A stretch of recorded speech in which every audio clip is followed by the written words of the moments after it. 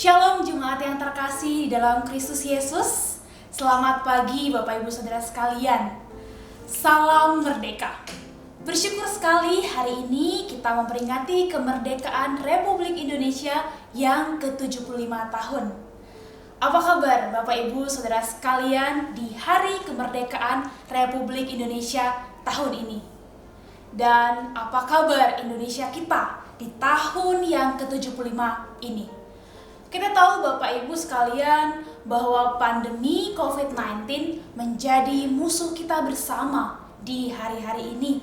Dan tentu tidak mudah untuk setiap kita menjalani tahun 2020. Mungkin terdengar semakin nyaring di telinga kita cerita tetangga mengenai morat-maritnya ekonomi dan pekerjaan. Mereka mengeluh betapa susahnya saat-saat ini.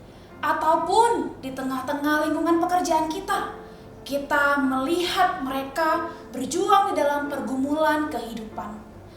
Bapak Ibu Saudara sekalian, keluhan terhadap masalah atau kesusahan dan pergumulan itu tak ada habisnya. Mungkin kita pun mengalaminya, Bapak Ibu Saudara sekalian.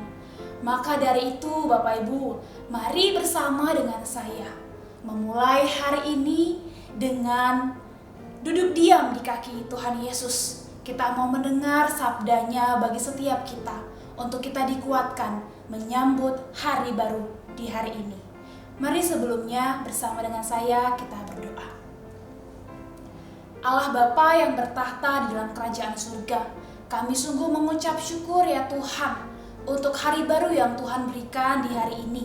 Terlebih kami bersyukur untuk Indonesia yang sudah 75 tahun menjadi bangsa yang merdeka.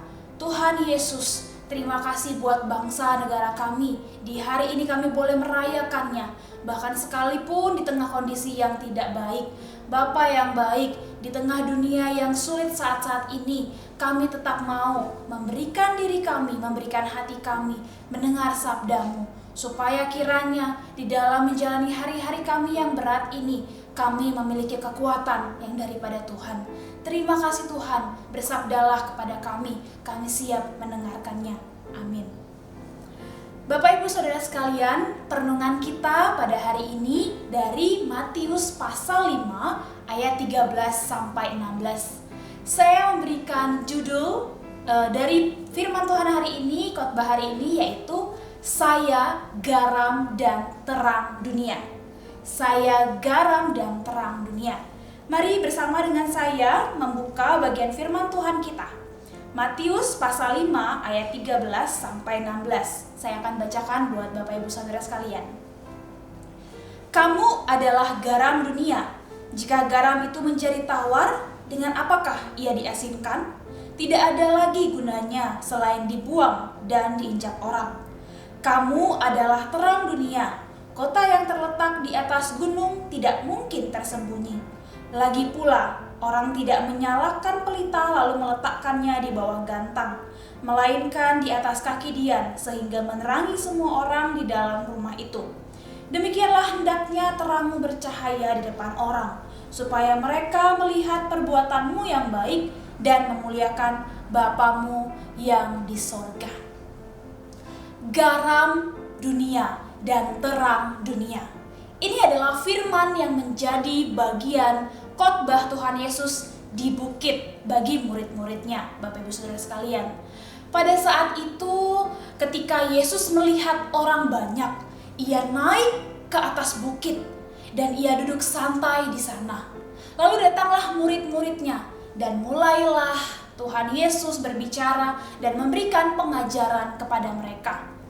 Pada saat di mana Tuhan Yesus memproklamirkan satu identitas para murid, yaitu garam dunia dan terang dunia, tentu Yesus dengan kemahatauannya sebagai Tuhan tahu jelas situasi kondisi yang akan dihadapi oleh murid-muridnya kelak dalam pelayanan mereka, Bapak Ibu Saudara sekalian, yaitu penderitaan, penolakan, kekacauan, penganiayaan, dan bahkan berbagai krisis-krisis lainnya.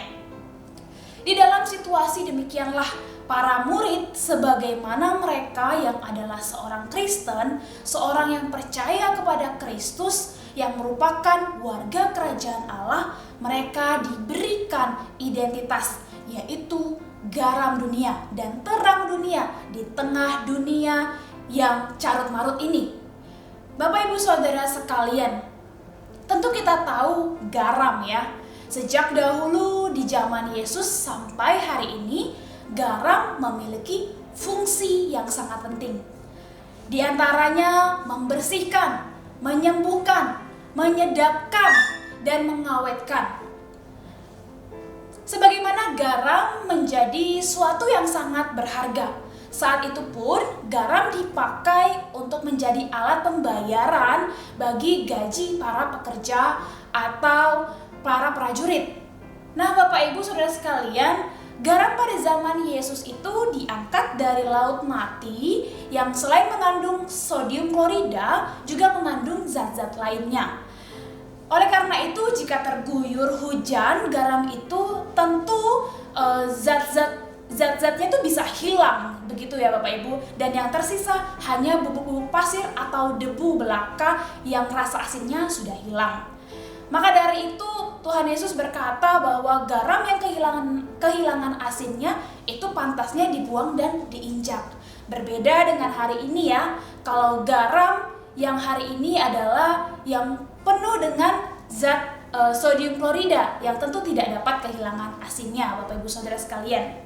Nah, orang percaya disebut garam dunia oleh Yesus. Oleh karena kehadiran orang percaya di tengah-tengah dunia harus sebagaimana garam yang membersihkan, menyembuhkan, menyedapkan, dan mengawetkan.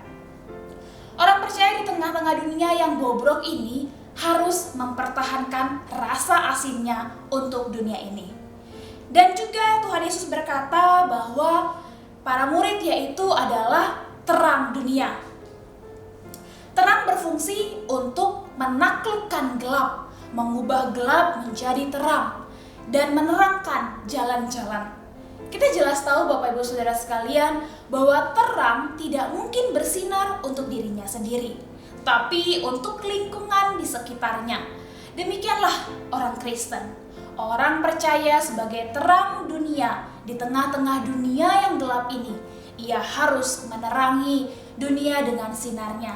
Sebagaimana pelita itu ditaruh di kaki Dian untuk menerangi seisi rumah. Bapak Ibu Saudara sekalian, garam dan terang menjadi alat ukur kefungsian orang percaya. Garam yang telah kehilangan asinnya dan terang yang ditaruh di dalam gantang itu tidak berguna. It's nothing, tidak bernilai, dibuang dan diinjak orang sepantasnya.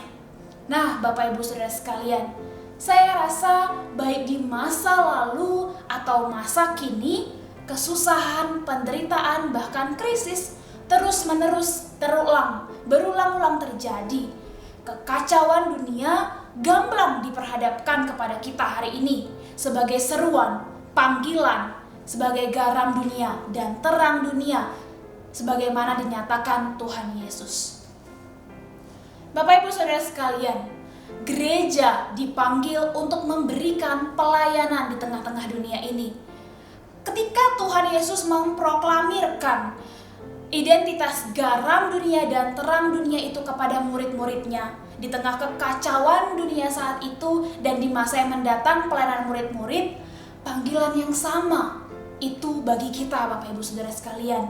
Di tengah-tengah pandemi saat ini yang masih merebak di Indonesia, kehadiran kita itu diharapkan menjadi garam dunia dan terang dunia. Kehadiran kita sebagai gereja harus memberikan nilai, harus memberikan kontribusi, karena kita bertanggung jawab sebagai utusan Allah di tengah-tengah dunia yang carut marut ini Bapak Ibu Saudara sekalian. Bapak Ibu Saudara sekalian, kehadiran kita sebagai orang Kristen, sebagai pengikut Kristen, pengikut Kristus harus dirasakan asinnya. mampu membersihkan dunia dari unsur-unsur kejahatan, kenajisan, mampu menjadi penyembuh bagi hati yang terluka, serta memberikan kesedapan bagi orang-orang.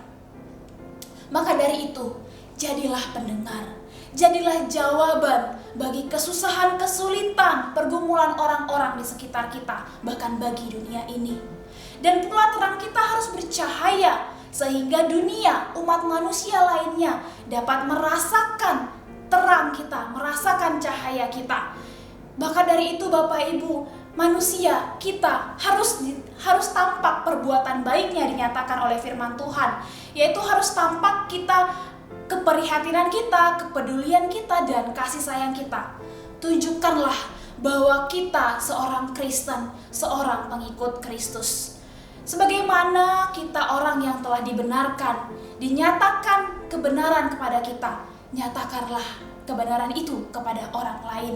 Bapak Ibu saudara sekalian, biarlah segala sesuatu yang dikatakan dan dilakukan orang Kristen, yaitu karena dia Kristen, karena dia pengikut Kristus. Sebagaimana kita memanifestasikan secara nyata iman Kristiani kita yang memancar keluar. Jangan biarkan Bapak Ibu pergumulan, kesusahan, atau kesulitan yang kita alami itu menahan kita untuk menjadi berkat, menjadi garam dan terang dunia. Tapi biarlah pergumulan, kesusahan kita datang kepada Tuhan, kita datang kepada Dia dan meminta pertolongan daripada Dia, sehingga kita tetap bisa menjadi garam dan terang dunia. Seperti itu Bapak Ibu Saudara sekalian. Bapak Ibu Saudara sekalian, mari di HUT RI ke-75 tahun di tahun ini kita bertekad nyatakan diri kita sebagai garam dunia, terang dunia di tengah-tengah dunia yang carut marut pergumulan saat ini. Kiranya melalui diri kita, melalui keberadaan kita, hidup kita, banyak orang datang kepada Tuhan dan nama Tuhan dipermuliakan. Amin.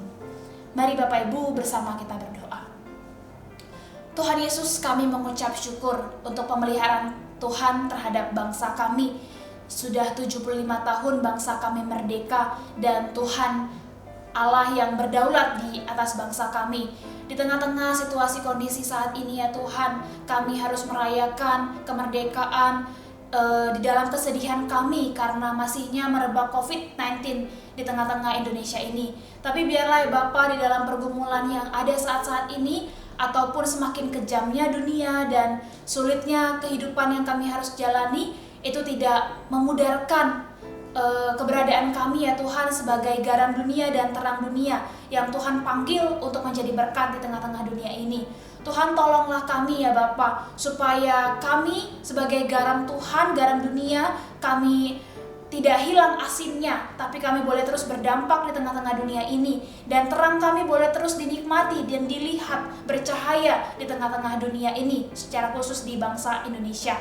Bapa, mampukan kami ya Bapa, boleh menjadi kekuatan, boleh menjadi jawaban bagi orang-orang di tengah-tengah dunia saat-saat ini.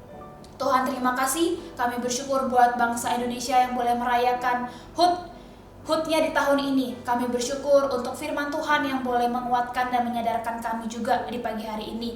Tolonglah kami ya Tuhan menjalani hari ini, menjalani hari yang tidak mudah ini bersama dengan Tuhan. Di dalam nama Tuhan Yesus kami sudah berdoa. Amin. Kiranya firman Tuhan boleh menjadi berkat dan kekuatan bagi Bapak Ibu Saudara sekalian. Tuhan memberkati.